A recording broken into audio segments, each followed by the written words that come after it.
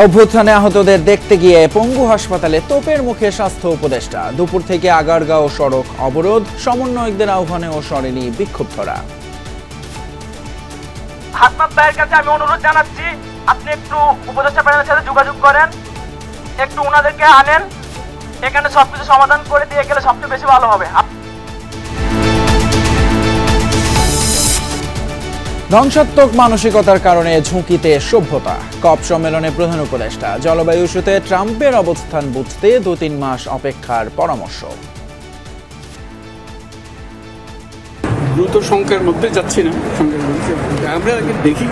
আমি একটু আগে বলছিলাম যে আমরা ডোনাল্ড ট্রাম্প 1.0 দেখেছি, তার স্বভাব চরিত্র, তার কথাবার্তা চলেছে। অন্তর্বর্তী সরকারের সব সংস্কারে হাত দেওয়ার প্রয়োজন নেই, ঠাকুরগাঁওয়ে মির্জা ফখরুল। দেশ ধ্বংসের পর অনুশোচনা নেই শেখ হাসিনার, মন্তব্য রিজভির। সোহরাওয়ার্দী উদ্যানেই হবে অমর 21শে বইমেলা, আশা উপদেষ্টা ফারুকীর। বাংলা একাডেমিকে ঢেলে সাজানোর কথা বললেন ডিজি। এক যুগে রেলের লোকসান 17,000 কোটি টাকা। বেসরকারি খাতে 32 ট্রেনই পরিচালনা করছেন সাবেক ছাত্রলীগ নেতা। আয় বাড়াতে নতুন খাত সৃষ্টির তাগিদ। আগের সরকারের নৈরাজ্যে কমছে না নিত্যপণ্যের দাম, মন্তব্য অর্থ উপদেষ্টার। বললেন, অন্তর্বর্তী সরকারের ফুটপ্রিন্ট মুছে ফেলতে পারবে না রাজনৈতিক দল।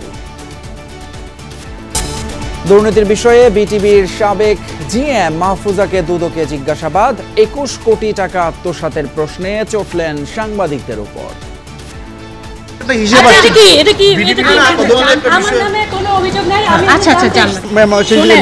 অনুসন্ধান চলতেছে, এই বিষয়ে কোনো কথা শুনতে